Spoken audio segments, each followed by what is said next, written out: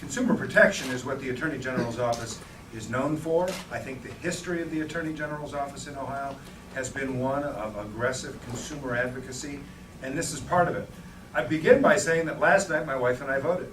We didn't go to any early voting location. We sat at the kitchen table because we got the ballots in the mail and decided let's get them right back. And as we're going through each issue, following each candidate, we have our debates over the candidates too. My wife and I agree on many things, but not on everything.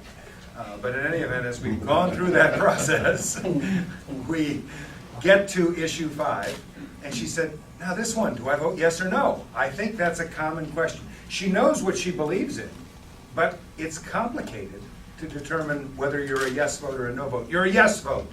I know that if we'd have gone to an early voting location, they'd have handed me one of these that said vote no, vote against a measure that impairs financial privacy.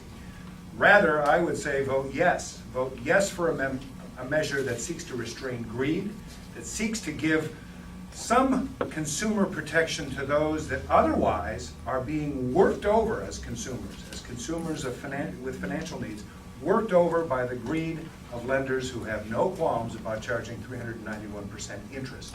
As Betty referenced, usury laws are nothing new. We had them when I was in the legislature in the 1980s. I remember when we raised the cap on credit card interest to 25%, and that was a debated issue at the time.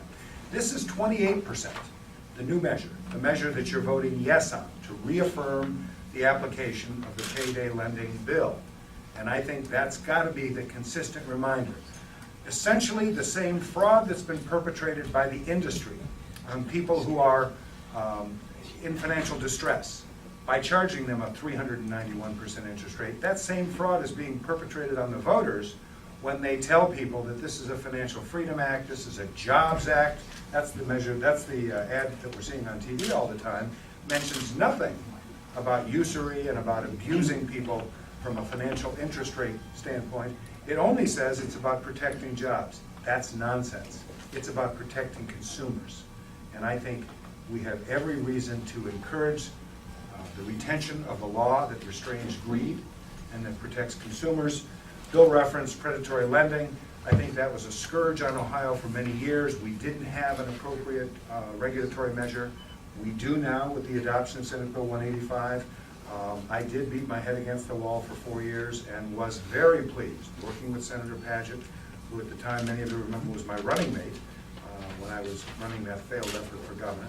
But in any event, that seeing that finally adopted by the General Assembly, seeing the General Assembly adopt this payday lending bill were all bright days for me in watching the policymakers of Ohio. I hope the voters seek to retain that. Thanks very much.